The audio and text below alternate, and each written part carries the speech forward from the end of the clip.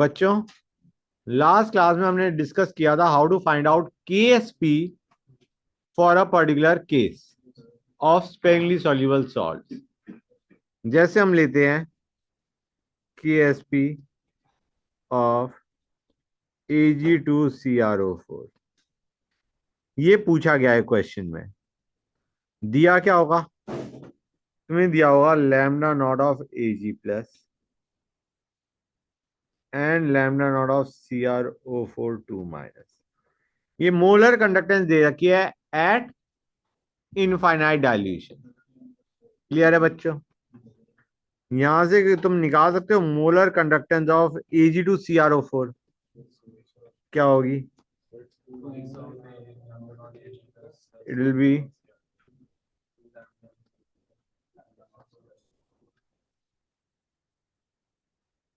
ये होगा। ठीक है ना बच्चों? कोई डाउट यहां तक? गुड।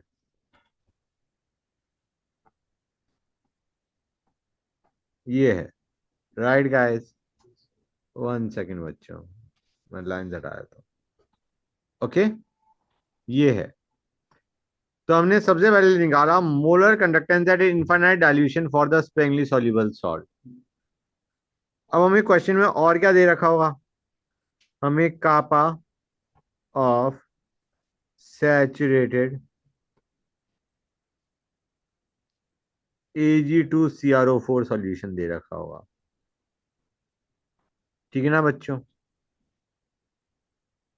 कापा के बजाय they might go even one step backward, वे तुम्हें रेजिस्टेंस दे देंगे और वो तुम्हें सेल कांस्टेंट दे देंगे। तो तुम रेजिस्टेंस से कंडक्टेंस निकालोगे और कंडक्टेंस और सेल कांस्टेंट से कापा निकालोगे। समझिए गाइस? एनीवे, तुमने कापा तुम्हारे पास है।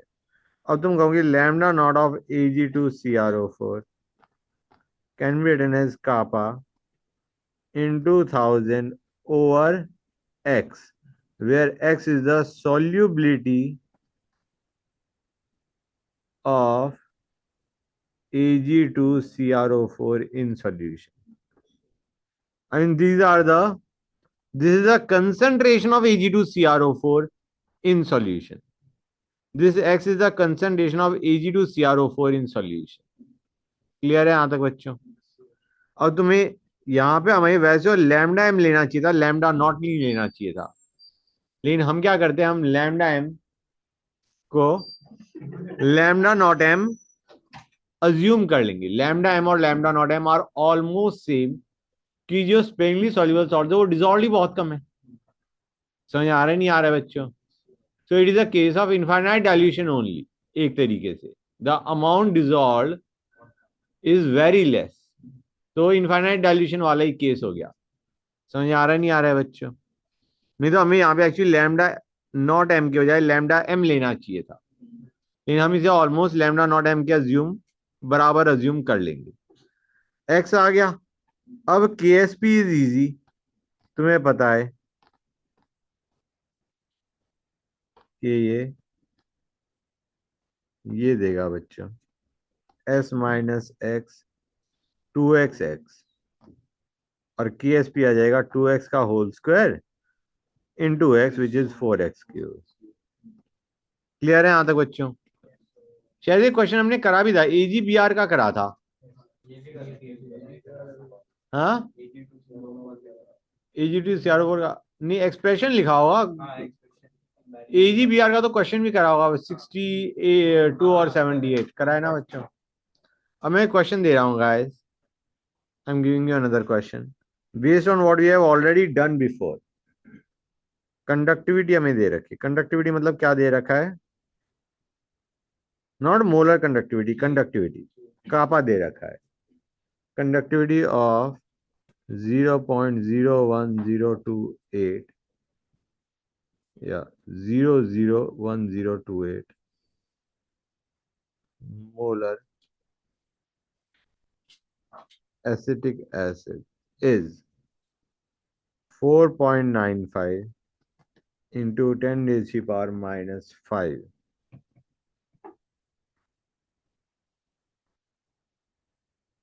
Calculate dissociation constant. Calculate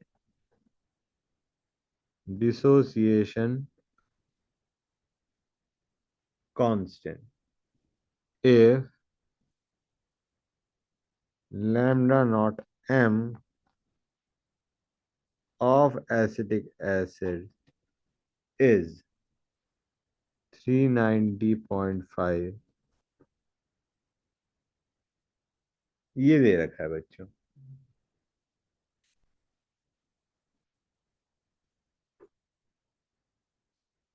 sorry, units का ध्यान नहीं किया था मैंने। ये ठीक है बच्चों, क्लियर है यहाँ तक गाइस? लैम्डा नॉट एम दे रखा है ये बच्चों। गाइस डिसोसिएशन कांस्टेंट का मतलब क्या है? हाँ, के पूछा गया है, के ऑफ एसिड पूछा गया है, which is nothing but C alpha square by 1 - alpha. C तो हमें दे रखा है, मोलैरिटी तो दे रखी है, so alpha is the only problem. Alpha is lambda M by lambda naught M. Lambda naught M question में स्पेसिफाइड है। लैम्डा एम कैसे निकालोगे? Kappa into 1000/c। 1000/c लेना चाहिए। यूनिट्स देखो गाइस कापा की, सीमन सेंटीमीटर इनवर्स। सही है, बिल्कुल सही है, क्योंकि ये आ जाएगा सेंटीमीटर क्यूब में, आंसर आ जाएगा semen centimetre square mole inverse में। और हमारा लैम्डा नॉट एम भी इन्हीं यूनिट्स में था। क्वेश्चन हो गया नहीं हो गया? गुड। अब मैं एक और क्वेश्चन दे रहा हूं, बिल्कुल सिमिलर क्वेश्चन है except for one small part. Molar conductivity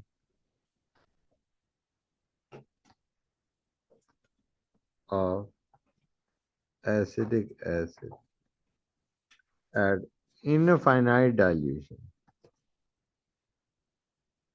is 390.7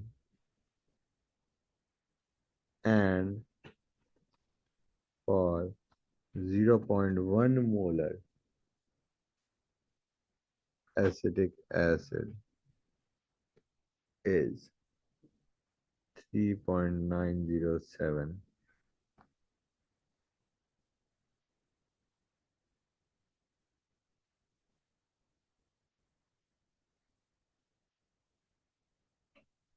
Find alpha. Alpha निकाल लोगे and pH of solution. pH क्या होगा बच्चों? वेरी नाइस, क्या बात है। इसका मैं क्या करूं? वो तो मैं समझ गया ये होगा। That is of no help. 14 minus pOH is of no help. Guys ये एसिड है, एसिड H प्लस देता है। अल्फा हमें पता है, अल्फा हमें पता है, अल्फा हम निकाल चुके हैं। कैसे निकाल चुके हैं? Lambda M by lambda naught M, इससे हम अल्फा निकाल चुके हैं। सी भी हमें पता है, ये हमारा एसिडिक एसिड हो गया एच ए, ये देगा H प्लस प्लस ए माइनस, ये था सी। तो इससे H प्लस कितना बनेगा बच्चों?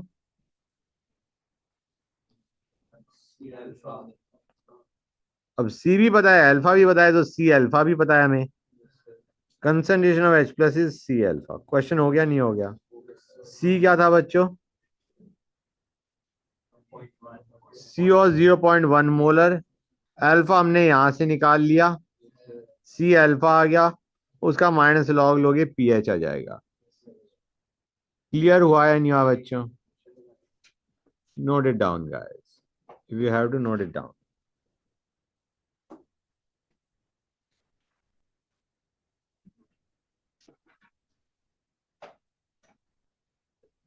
हाँ बेटा बोलो।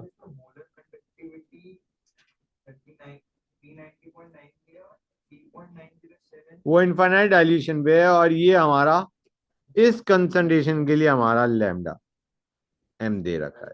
This is lambda naught M, this is lambda M. वो इनफाइनाइट डाइल्यूशन था, lambda naught M, and this is lambda M. Clear हुआ या नहीं हुआ? हर एक बच्चे को क्लियर है? वेरी गुड गाइस, आगे चलें बच्चों। Now let us go on to something new, conductometric titration.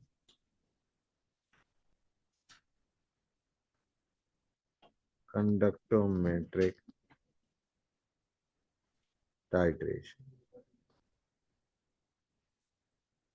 Guys, ये होता क्या है उसको समझो। हम निकालना चाह रहे हैं एसिड और बेस का न्यूट्रलाइजेशन होता है। जब एसिड को बेस में डाल दो न्यूट्रलाइजेशन होता है। न्यूट्रलाइजेशन का मतलब है एसिड भी खत्म बेस भी खत्म, सिर्फ सॉल्ट और वाटर है। अब हम एसिड बेस कब न्यूट्रलाइज हो गए उसको आइडेंटिफाई करेंगे, उस चीज को आइडेंटिफाई करेंगे, न्यूट्रलाइजेशन पॉइंट को, एंड पॉइंट को, इक्विवेलेंस पॉइंट को हम आइडेंटिफाई करेंगे by looking at the conductance of solution. मतलब using conductance of solution we are trying to identify the end point. समझ आ रहा है नहीं आ रहा है बच्चों? क्लियर है यहां तक? तो let us start with different cases. HCl plus NaOH, इसका भी बहुत फर्क पड़ता है किसमें क्या डाल रहे हो, बहुत फर्क पड़ता है। तो हम अभी HCl में NaOH डाल दें, ठीक है ना गाइस? कोई डाउट किसी बच्चे को? ये क्या देगा? मैं एक बार रिएक्शन अलग से लिख देता हूँ, बेटर रहेगा। HCl plus NaOH gives NaCl plus H2O।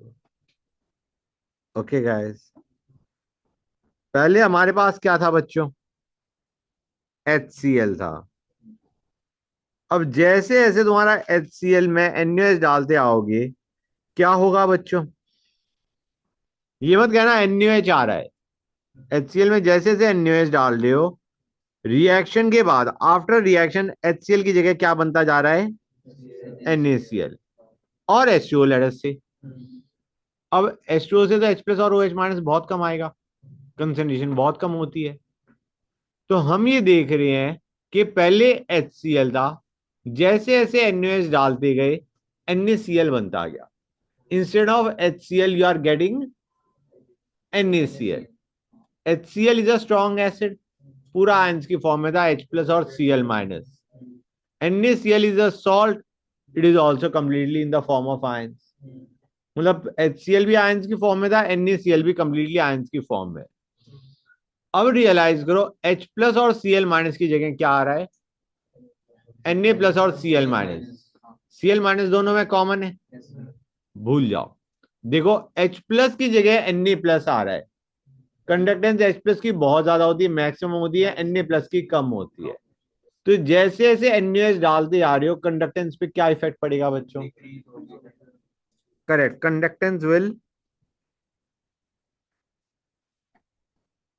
One second, conductance will decrease. जैसे जैसे तुम NaOH डालते आओगे, कंडक्टेंस क्या होती जाएगी बच्चों? कम होती जाएगी। ये चीज समझ में आई नहीं आई? Conductance versus volume of NaOH added. जैसे जैसे NaOH डालते आ रहे हो, H प्लस की जगह Na प्लस आ रहा है, कंडक्टेंस डिक्रीज होती आ रही है। ये आ गया हमारा जब न्यूट्रलाइजेशन इज ओवर, ठीक है? मतलब यहां पे जो कंडक्टेंस है वो सिर्फ किसकी वजह से है? Na प्लस और Cl माइनस, सिर्फ यही बचा है। अब इसके बाद तुमने और NaOH डाला, यार वो तो अनन्यूट्रलाइज पड़ा है, and it is a strong base, मतलब it is in the form of ions Na plus and OH minus. समझ में आ रहा है नहीं आ रहा है? अब तुम्हारा NaOH, अनरिएक्टेड NaOH सॉल्यूशन में ऐड होता जा रहा है, जो कि आयंस की फॉर्म में प्रेजेंट है। Do you realize OH minus is the second highest in conductance? एकदम से कंडक्टेंस में फिर जंप आना शुरू हो जाएगा, बढ़नी शुरू हो जाएगी conductance. This is your curve when you add strong base to strong acid. हाँ, हाँ बेटा, बेटा यहाँ पे तो हमारा H प्लस की जगह Na प्लस आ रहा है। ट्राई टू अंडरस्टैंड, इनिशियली तुम्हारे पास H प्लस और Cl माइनस था, अब तुम्हारे पास आ रहा है Na प्लस और Cl माइनस। Cl माइनस दोनों में ही कंडक्टेंस बराबर कर रहा है, तो उसे भूल जाओ। H प्लस की जगह Na प्लस आ रहा है, हमें बताया Na प्लस की conductance is less than H plus. तो जैसे जैसे तुम NaOH डालते आओगे, H plus is being replace by Na plus, conductance कम होती गई। ये पॉइंट वो आ गया जब सिर्फ Na प्लस और Cl माइनस है। अब और तुमने NaOH डाला, तो बेटा it is contributing to ions, मतलब ये और आयंस जनरेट करवा रहा है, ऐसे आयंस जो रिएक्शन में पार्ट भी नहीं लेते, आयंस जनरेट हो रहे हैं, तो कंडक्टेंस में इंक्रीज आएगा नहीं आएगा बेटा? तो that is the reason after neutralization conductance starts to increase. समझे या नहीं समझेगा? ये चीज क्लियर हुई या नहीं हुई हर एक बच्चे को? गुड। अब अगर तुम NaOH प्लस HCl लेते हो, ये लिया, इसमें कर्व लगभग सेम रहेगा। एच मतलब पहले हमारे पास सॉल्यूशन में क्या था? Na plus OH minus. अब तुम्हारे पास सॉल्यूशन में क्या आ रहा है? Na plus Cl minus. जब तुम रिएक्शन करोगे तो you will have NaCl plus H2। इसमें पहले सॉल्यूशन में था Na प्लस OH माइनस, अब है Na plus Cl minus. OH minus की जगह Cl माइनस आ रहा है, कंडक्टेंस पे क्या इफेक्ट पड़ेगा? कम होगा, कि OH माइनस की कंडक्टेंस काफी हाई होती है as compare to Cl minus, conductance में डिक्रीज आता गया। उसके बाद जैसे ही तुम्हारा पूरा न्यूट्रलाइजेशन हो चुका है और HCl डालोगे, बेटा वो आयंस की फॉर्म में एग्जिस्ट कर रहा है, और H plus is it has high conductance, तो conductance will again start to increase then. समझे या नहीं समझे गाइस? कंडक्टेंस बढ़नी शुरू हो जाएगी, हाँ है ना? यहाँ पे कंडक्टेंस क्यों बढ़ रही है? क्योंकि HCl डिसोसिएटेड HCl हमारे पास सॉल्यूशन में आ रहा है। HCl is a strong acid, वो अब अनन्यूट्रलाइज है, क्योंकि न्यूट्रलाइजेशन तो यहाँ पे खत्म हो चुका है। अब और HCl डाल लो तो वो न्यूट्रलाइज हो ही ना हुआ, वो तो आयंस कंट्रीब्यूट कर रहा है सॉल्यूशन के अंदर, जिसकी वजह से कंडक्टेंस में जंप आएगा, बढ़ेगी कंडक्टेंस। हाँ, slope will not be same obviously, slope will be different, एक जर्नल कर्व बनाया है ये। समझ गए गाइस? अब आते हैं strong acid plus weak base, या पहले लेते हैं थर्ड। इसको मैंने मार्क किया था 1, 2 लेते हैं, इसे 2 लेता हूं मैं। Weak acid plus strong base. Okay बच्चों, weak acid plus strong base. मैं एग्जांपल लेता हूं CH3COH, और उसमें ऐड में क्या कर रहा हूं? NaOH।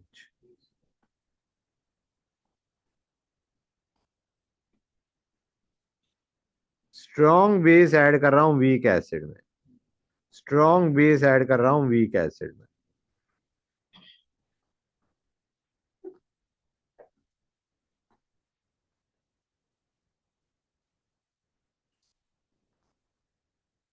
इसका कर्व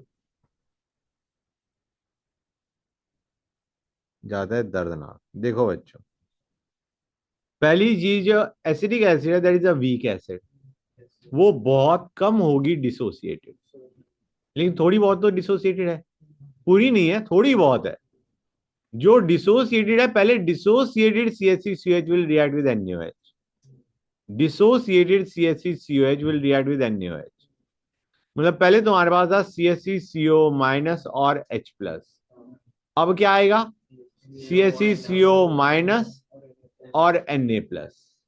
क्लियर है बच्चों? CH3CO माइनस तो दोनों में है, H प्लस की जगह Na प्लस आ रहा है, तो कंडक्टेंस क्या होगी? कंडक्टेंस कम होगी। लेकिन ये अभी किसको न्यूट्रलाइज कर रहा है बच्चों? डिसोसिएटेड CH3COH को। वो हो गया खत्म, वो हो गया खत्म। अब तुम्हारे पास है अनडिसोसिएटेड CH3COH, जो कि कंडक्टेंस कर ही नहीं रहा, अनडिसोसिएटेड है, आयंस होना है। अब तुम्हारे पास उसकी जगह क्या आ रहा है? अनडिसोसिएटेड CH3COH की जगह CH3CO Na आ रहा है रिएक्शन करने पे। अब मतलब CH3CO माइनस Na+, आयंस तो आ रहे, पहले तो आयंस ही नहीं बचे थे। हाँ है ना, पहले तो तुम्हारे पास सबसे पहले तो था डिसोसिएटेड CH3COH, वो जब न्यूट्रलाइज होगी तो बचा अनडिसोसिएटेड CH3COH। अब अनडिसोसिएटेड CH3COH की जगह आ रहा है CH3CO माइनस Na+। इन आयंस की बहुत ज्यादा कंडक्टेंस नहीं है, लेकिन आयंस तो आ रहे हैं। हाँ है ना, कंडक्टेंस बढ़ेगी लेकिन ज्यादा नहीं बढ़ेगी, धीरे धीरे बढ़ेगी, धीरे धीरे बढ़ेगी। कैसे बढ़ेगी बच्चों? धीरे धीरे। गॉट इट और नॉट? ये ऊपर जाता हुआ दिख भी रहा है ऐसे। ठीक है बच्चों, कंडक्टेंस बढ़ती हुई दिखाई दे रही है, नहीं दे रही है? ये जो कंडक्टेंस बढ़ रही है CH3CO माइनस और Na+ के कारण बढ़ रही है। क्लियर है यहां तक बच्चों? अब ये हो गया हमारा एंड पॉइंट। एंड पॉइंट के बाद क्या होने वाला है बच्चों? तुम्हारे पास NaOH रह जाएगा अनरिएक्टेड। ये तो कंडक्टेंस को एकदम से स्पीड से बढ़ाएगा, क्योंकि OH माइनस है। तो उसके बाद कर जाएगा ऐसे बच्चों। समझे या नहीं समझे गाइस? हाँ, दिस इज द पॉइंट जहां पे न्यूट्रलाइजेशन एंड होगी। And this was the point जब हमारा dissociated CH3CH was reacting with NaOH। ठीक है ना बच्चों? क्लियर हुआ या नहीं हुआ गाइस? किसी बच्चों को डाउट? गुड। आगे चलें। अब एक काम करता हूं मैं, let me take weak base plus strong acid, third case. बल्कि मैं एक काम करता हूं, NH4OH प्लस HCl लिया बच्चों, और मैं ऐड क्या कर रहा हूं? HCl को NH4OH में ऐड कर रहा हूं। HCl को NH4OH में ऐड कर रहा हूं। क्या होगा बच्चों? डू यू रियलाइज और नॉट? थोड़ा कर को देखो, ये बिल्कुल सिमिलर पैटर्न में जाएगा जो अभी हमने ऊपर देखा है। पहले NH4+ और OH माइनस जो बहुत कम डिसोसिएटेड था, उसकी जगह आ रहा है NH4+ और Cl माइनस। हाँ है ना? OH माइनस जो डिसोसिएटेड है, मतलब NH4OH जो डिसोसिएटेड है, उसकी जगह NH4Cl आ रहा है। OH माइनस की जगह Cl माइनस आ रहा है, कंडक्टेंस विल डिक्रीज। ठीक है ना बच्चों? उसके बाद हमारा NH4OH अनडिसोसिएटेड पड़ा है, उसकी जगह NH4+ आ रहा है, Cl माइनस आ रहा है। आयंस आ रहे हैं but not highly conducting ions. Conductance धीरे धीरे करके बढ़ेगी। और एक बार NH4OH पूरा न्यूट्रलाइज हो चुका है, अब HCl अनरिएक्टेड पड़ा है सॉल्यूशन में, एक्स्ट्रा HCl पड़ा है। H+ और Cl माइनस कंडक्टेंस में रैपिड जंप आएगा। क्लियर है बच्चों? गुड। लेकिन अगर मैं HCl में NH4OH दे मारू तो HCl में क्या डाल रहा हूं? NH4OH। जरा रिएक्शन देखो बच्चों।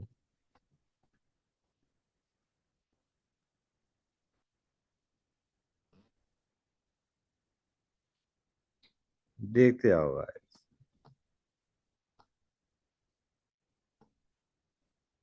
यहाँ पे हम ले रहे हैं volume of NH4OH added. Okay guys, किस में क्या डाल रहे हैं दैट इज वेरी इंपॉर्टेंट, अभी तुम्हें पता चल जाएगा। यहाँ पे था वॉल्यूम ऑफ NaOH एडेड। और भी कुछ किया था क्या यहाँ पे?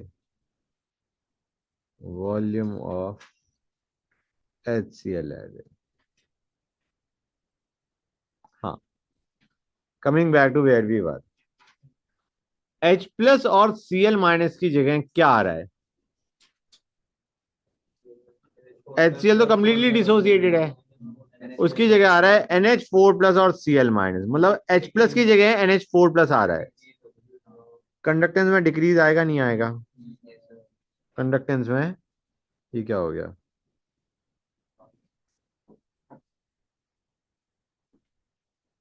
कंडक्टेंस में डिक्रीज आएगा बच्चों, कंडक्टेंस में क्या आएगा, डिक्रीज आएगा। क्लियर है यहां तक? अब है पूरा न्यूट्रलाइजेशन हो गया,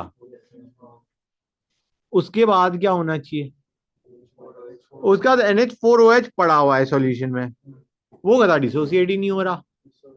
अब डिसोसिएट ही नहीं हो रहा क्योंकि वो वीक बेस है। स्ट्रॉन्ग बेस होता तो तुम्हारा कंडक्टेंस बढ़ती, लेकिन ये वीक बेस है जो कि डिसोसिएट ही नहीं हो रहा है, तो कंडक्टेंस में चेंज ही नहीं आएगा।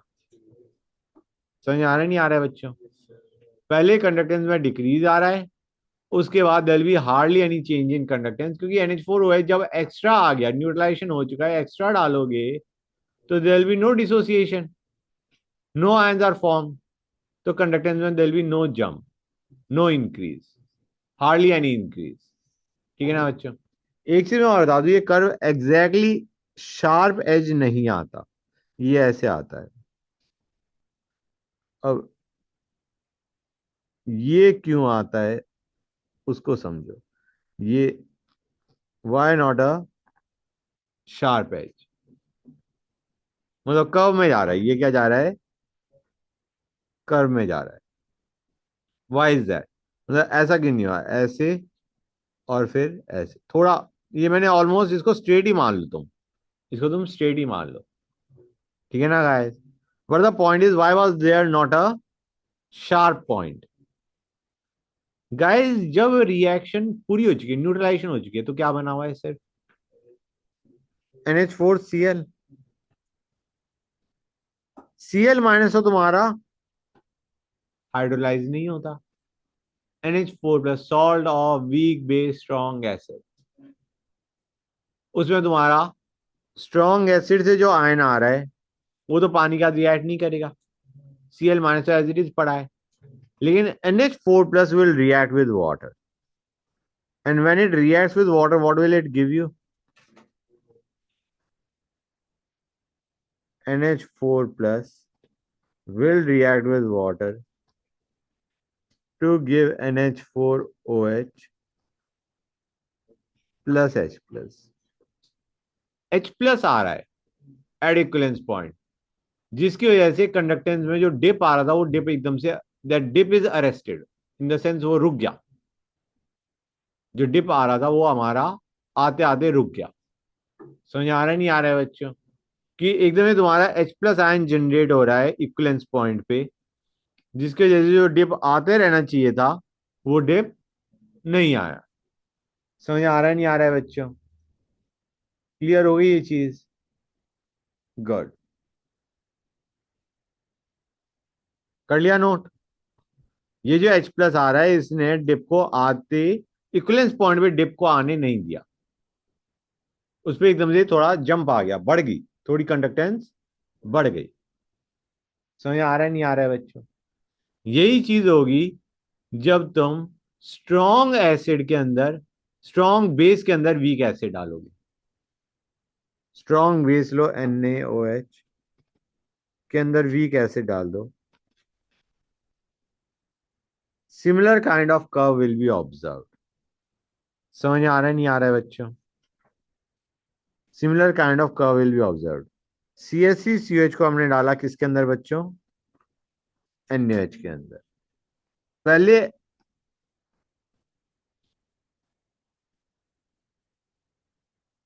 पहले क्या होगा बच्चों, Na+OH- की जगह CH3CO- आ रहा है। समझ आ रहा है नहीं आ रहा है बच्चों? तो क्या हो रहा है, बेसिकली OH- की जगह CH3CO- आ रहा है, कंडक्टेंस में डिक्रीज आता जा रहा है। एक बार पूरी न्यूट्रलाइजेशन हो गई, CH3COH और डालोगे तो ये तो डिसोसिएटेड ही नहीं है, आयन जनरेट ही नहीं कर रहा है, तो कंडक्टेंस में there will be not much change. और इक्विवेलेंस पॉइंट पे जो CH3CO- है, that will react with H2O at equivalence point to give CH3COH plus OH-, और OH- का तो तुम्हें पता ही है उसकी कंडक्टेंस हाई होती है, तो डिप एंड तक इक्विवेलेंस पॉइंट तक नहीं चलेगा, इक्विवेलेंस पॉइंट पे थोड़ा that dip will be stop, रुक जाएगा डिप। समझ आ रहा है नहीं आ रहा है बच्चों? But these are minute details, हो सकता है एग्जाम में इतनी माइन्यूट डिटेल्स ना दी जाए। डिप जाके कांस्टेंट जा रहा है। हाँ, डिप आने के बाद तुम्हारा उसके बाद फर्दर तुम सीएससी सीएस डालोगे तो there be no effect on conductance. समझ आ रहा है नहीं आ रहा है बच्चों? क्योंकि डिसोसिएटेड ही नहीं है। गॉट इट और नॉट गाइस? गुड। अब आते हैं week acid plus weak base. देखते आओ बच्चों, CSCCOH प्लस NH4OH क्या देगा? CH3COONH4 plus H2। एक काम करते हैं, वीक एसिड में वीक बेस डाल देते हैं। वीक एसिड में वीक बेस डाल देते हैं। ये ना बेटा, और सुनो मेरी बात। पहले डिसोसिएशन थी? नहीं थी। ठीक है ना गाइस? क्योंकि पहले CSC COS है, ये डिसोसिएटेड ही नहीं था।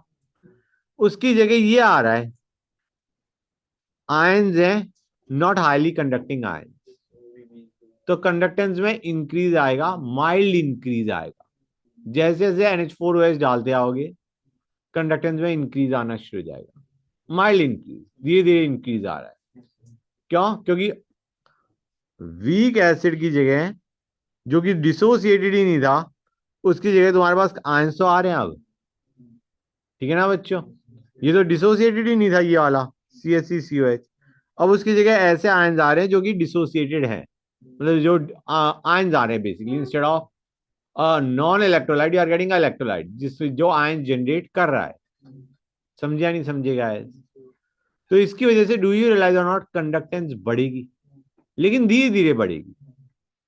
अब आ गया इक्विवेलेंस पॉइंट। इक्विवेलेंस पॉइंट के बाद क्या हो? और NH4OH डालोगे, दैट इज नॉट डिसोसिएटेड, तो idea is conductance will increase slowly and then become constant. समझ आया नहीं आया बच्चों? ये चीज सारी बच्चों क्लियर हुई या नहीं हुई?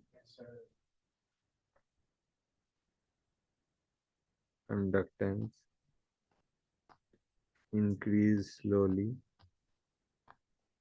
then becomes constant,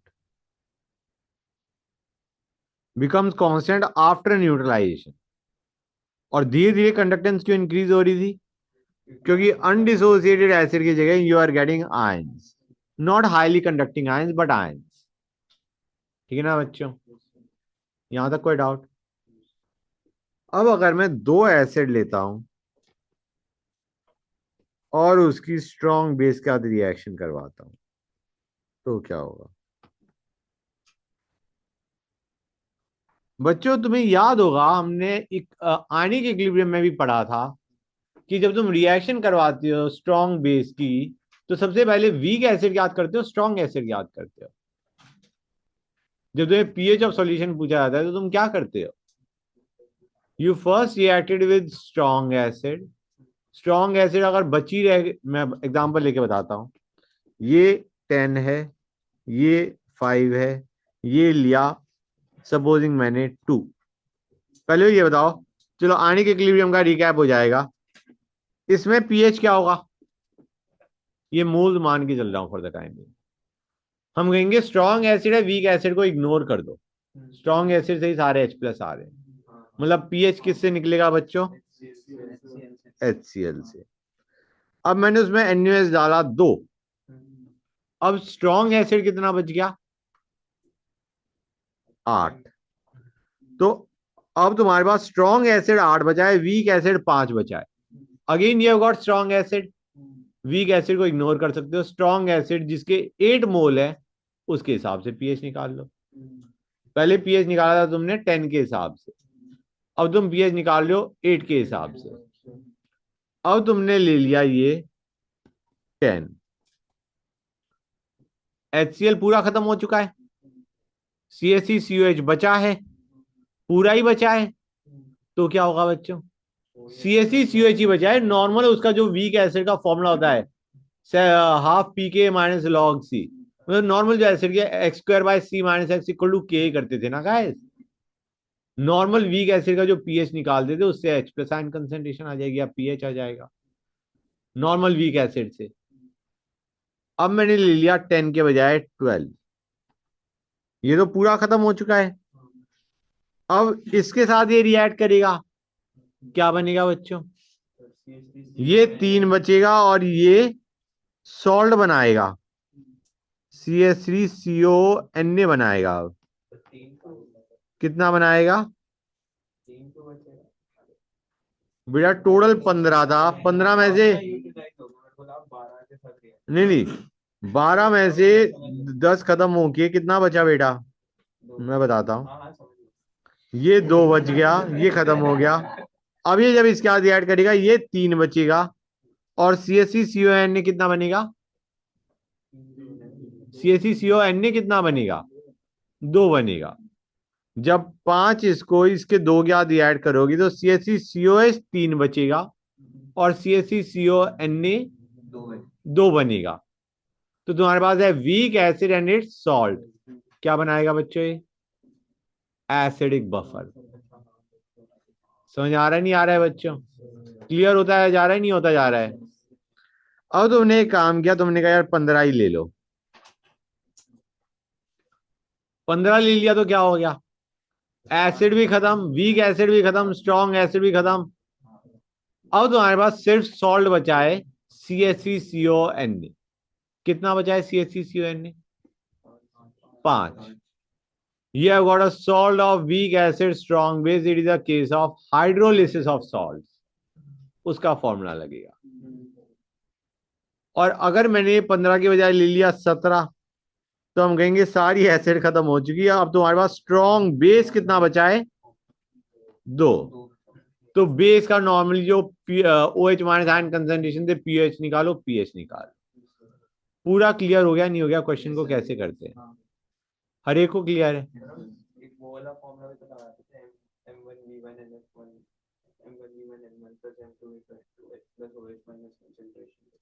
बेटा वो जो था that was strong acid strong base की रिएक्शन, सिंपल। हाँ तो HCl में मान के लो ना ज्यादा बच गई तो वही तो फॉर्मूला लग रहा है। ठीक है ना बेटा? अब रुको, एक चीज और मैं तुम्हें एक चीज और बताता हूँ बच्चों। यहाँ पे ये तो मेरे को करवाना ही है। इसमें एक चीज मैं और बता दूं, यहाँ तक कर लिया नोट गाइस? आयनिक इक्विलिब्रियम का रिकैप हो गया नहीं हो गया? गुड। अच्छा गाइस, अगर मैं CH3CONA, you start with salt, you start with salt and you take H plus, तो क्या होगा बच्चों? से HCl के साथ रिएक्शन करवा रहे हो इसकी। ये तुमने 10 मोल लिया, ये तुमने सपोजिंग तुमने पहले 10 मोल CH3CONA लिया। इसका कोई पीएच पूछता है कैसे निकालोगे? It is a case of hydrolysis of salt. समझ आ रहा है नहीं आ रहा है बच्चों? क्लियर है यहां तक? अब तुमने इसमें लिया 5 मोल HCl, रिएक्शन कर दो गाइस। ये सॉल्ट कैसा है? ये बेसिक है, दिख रहा है नहीं दिख रहा है? स्ट्रॉन्ग बेस वीक एसिड से बना है। डू द रिएक्शन, क्या बनेगा?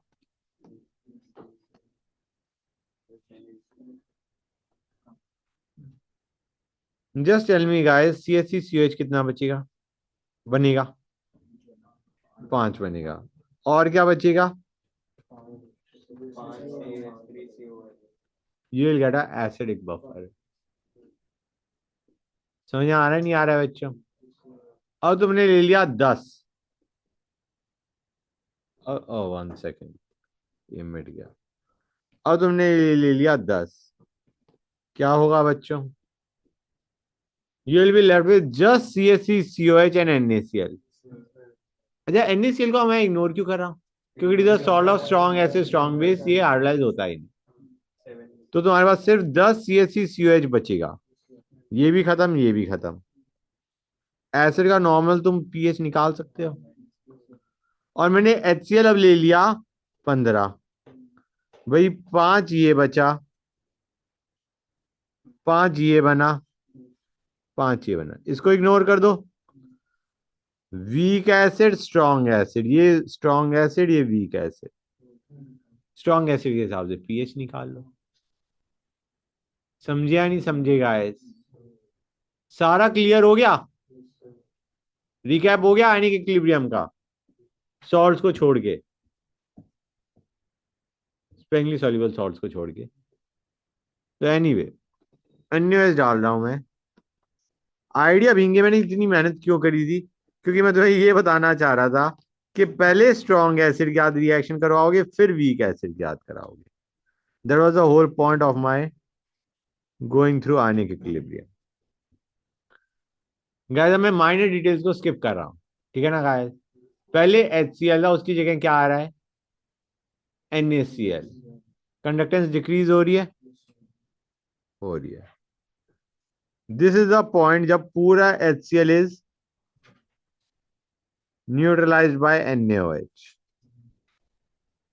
अब बचा CSeCOH जो कि अनआयनाइज्ड है, उसकी जगह NaOH। उसको जब NaOH के साथ ऐड करोगे तो क्या बनेगा?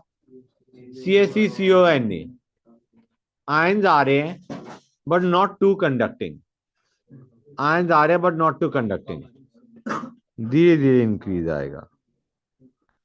उसके बाद तुम्हारा सारा का सारा CSeCOH इज न्यूट्रलाइज्ड। अब और NaOH डालोगे, अब ये रिएक्ट नहीं कर रहा और आयन जनरेट कर रहा है OH माइनस। Rapid increase. मजा आया नहीं आया बच्चों? एक केस और लेंगे, पहले इसको मैं देख लूं ये केस था कौन सा, इसको नंबर ही नहीं किया क्या मैंने? दूसरे के बाद रुक जाओ बच्चों, ये तीसरा हो गया और ये फोर्थ हो गया, ये फोर्थ हो गया और ये फिफ्थ हो गया। अब आते हैं सिक्स्थ पे बच्चों। Let us come to the sixth one. हाँ तो नोट कर लो, ठीक है ना गाइस? अब मैं ले रहा हूं AgNO3 + Ki। ये क्या देता है बच्चों? और AgI क्या होता है बच्चों? स्पेरली सॉल्युबल। वो नीचे पड़ा होता है, आयंस देता ही नहीं, मतलब बहुत कम देता है। समझ आ रहा है नहीं आ रहा है बच्चों? तो क्या होगा गाइस? तो क्या होगा मैं बता रहा हूं। Ki को हमने ऐड करा AgNO3 में, राइट गाइस? तो AgNO3 की जगह क्या क्या आता जा रहा है? AgNO3 की जगह AgI आ रहा है और KNO3 आ रहा है। अब ये AgI बंदा है, ये तो कह रहा है मैं नीचे बैठा हूं, मेरे से एक्सपेक्ट करो मत कंडक्टेंस, ठीक है ना गाइस? तो एक तरीके AgNO3 की जगह क्या आ रहा है? KNO3। हाँ है ना बच्चों? मतलब Ag+ की जगह K+ आ रहा है। यार दोनों की कंडक्टेंस में कितना फर्क होगा? Almost same, almost same, no change in conductance. एक बार तुम्हारा पूरा का पूरा AgNO3 has been converted to AgI, ठीक है ना? मतलब पूरा रिएक्शन हो चुकी है, और Ki डालोगे तो it will give K+I-, then conductance will start increasing. The conductance doesn't increase much.